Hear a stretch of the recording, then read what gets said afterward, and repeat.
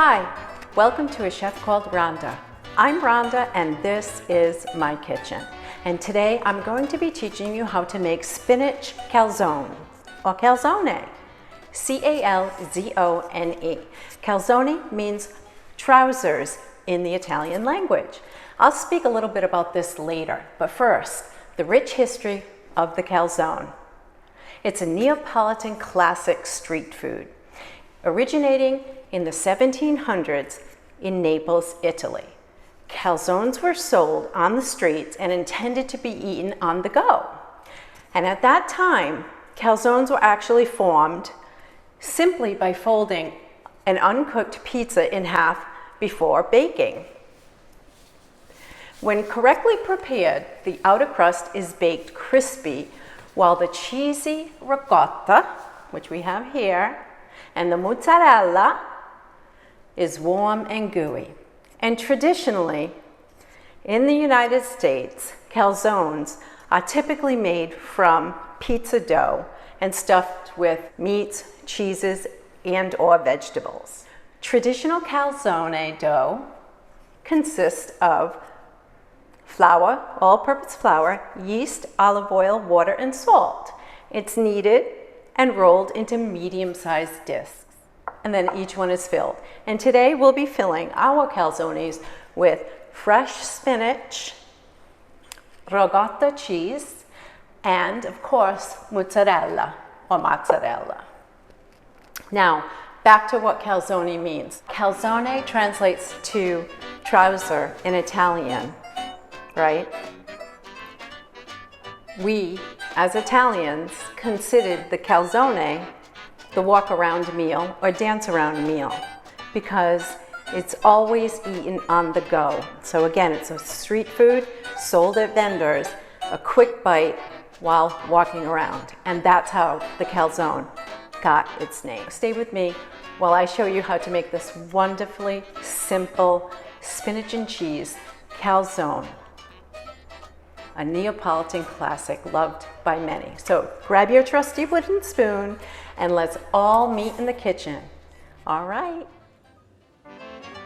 So for today's recipe, I'm using 1.5 pounds of bakery bought dough. Yes, I know, shh, don't tell grandma. Please do not tell grandma. I allowed my dough to sit under a clean moppiner for 1 hour prior to rolling. Also at hand, I have about a half cup of all-purpose flour by my side so that I can add to my cutting board as well as my rolling pin when needed. This time I'm going to gently remove any air pockets utilizing my hands as well as my fists.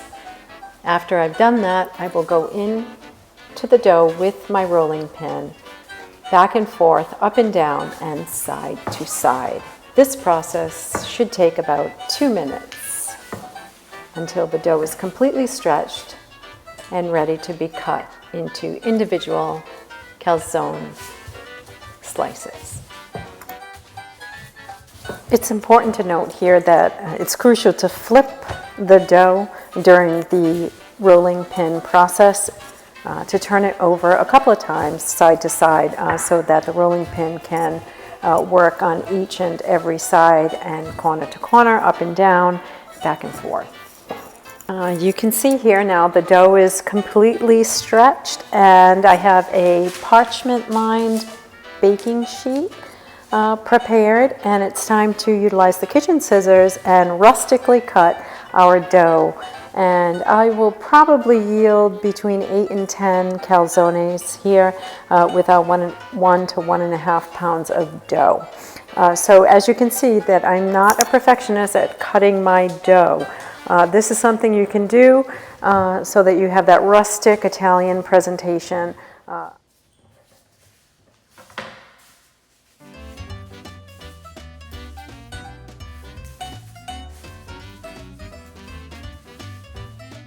Now that the dough is all prepared, cut, and ready to go, I'm going to cover it once again with the moppina, and it's time to move on over to our stove to saute our fresh spinach leaves. And by the way, I will have the recipe scrolling at the end of this video, so duly noted. Sautéing the spinach process is probably one of the easiest things about this recipe. I have my sauté pan. You will use about 2 tablespoons of extra virgin olive oil, and I have about 17 ounces of freshly trimmed and cleaned spinach leaves. I'll add 2 cloves of whole garlic and 1½ teaspoons of Italian seasoning to hot olive oil, and just allow that garlic to render. I will add about 1.5 teaspoons of good quality sea salt, and I will now lower the heat prior to adding our spinach leaves into the pan. Now spinach, when you saute spinach, it should take no more than a minute. So the hot pan will do the work and cook the spinach. So reduce that heat to a close. Adding just a little bit more of the olive oil to the top of the spinach. The heat, remember, is closed, and we will cover our stock pot and allow the spinach to just render down for about a half minute. I have a strainer as well as a glass bowl to catch any residual water that the spinach will render. Watch the process as we move forward here. Our spinach is just about done, and I will put the spinach leaves into the strainer atop the bowl, and I will begin to press any residual water that remains in the spinach. And this is an important step here, because if you don't press the water away from the spinach leaves, your calzones will become soupy and soggy, and they will, the dough will become wet, and the cooking process will be entirely thrown off.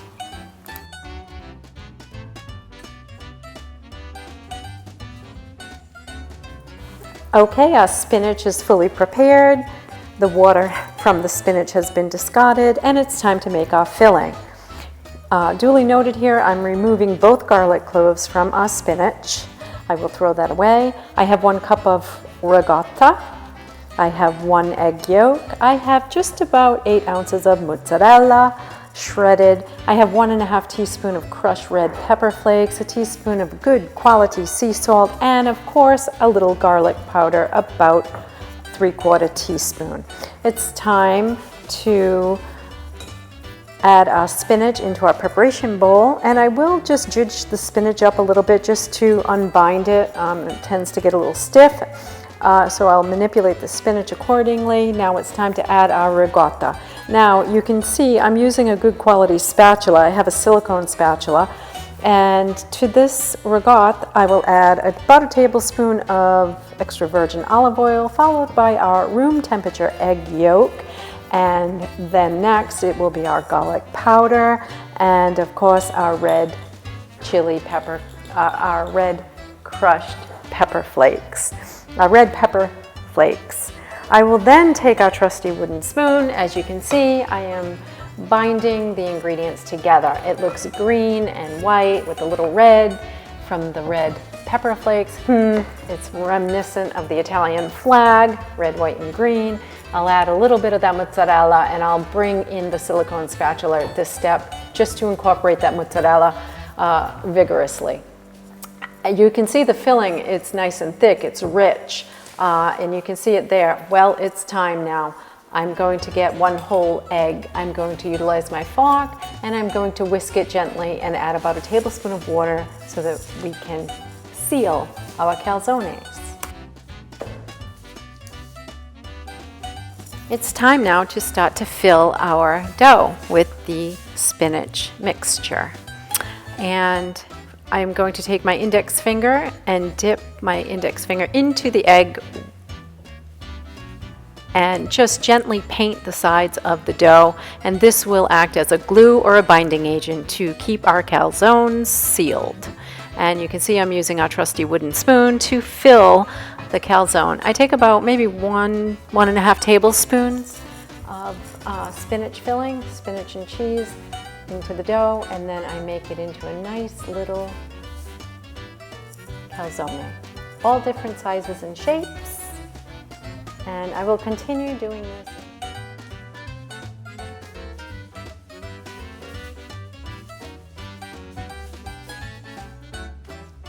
As you watch me create the calzones individually here, I just wanted to make mention that my oven has been preheated to 475 degrees. And yes, 475. And traditionally you can go up as high as 500 degrees, but duly noted here, it's key to put this little tip down. Oven should be very hot. And they will cook, our calzones will cook between 7 and 8 minutes. And they cook quick, and they should be cooled on a wire rack for about 5 minutes.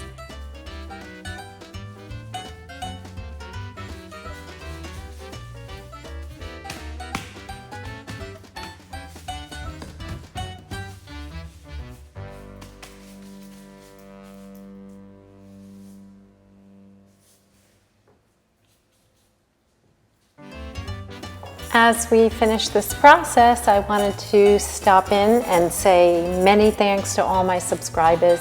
If you haven't subscribed to A Chef Called Rhonda, please would you consider doing so? Hit that like button down below. Any comments or questions, please feel free to leave them. I'll get back to you.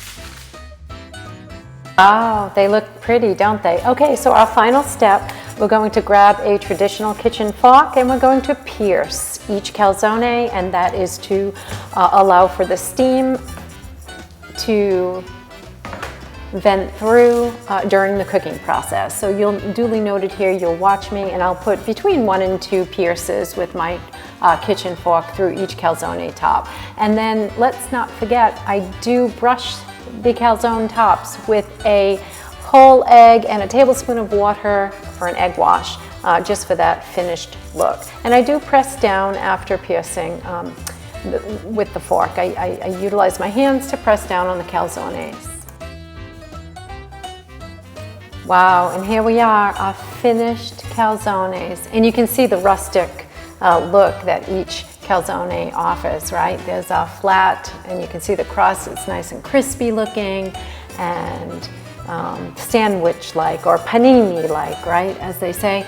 Very handheld type of tiny, but not too small calzone. The bottom is nice and thick and very portable, hence the name calzone, a walk-around meal.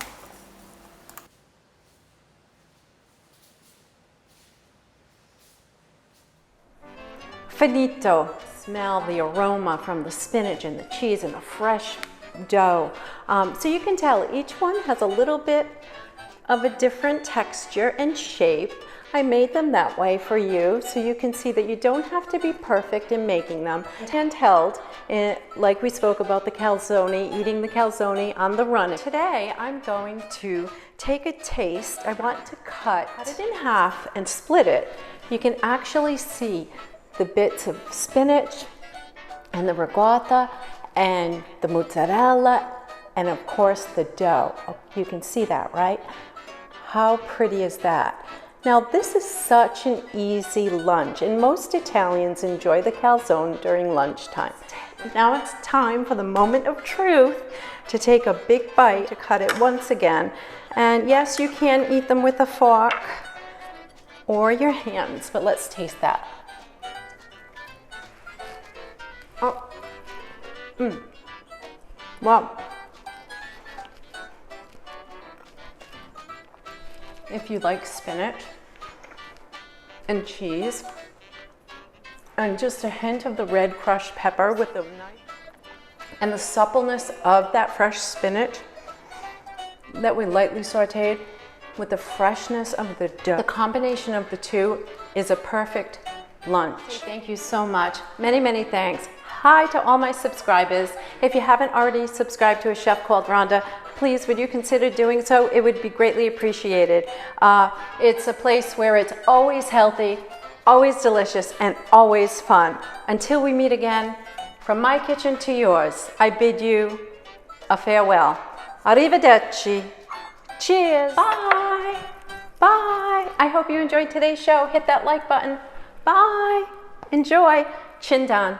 Salute. Arrivederci.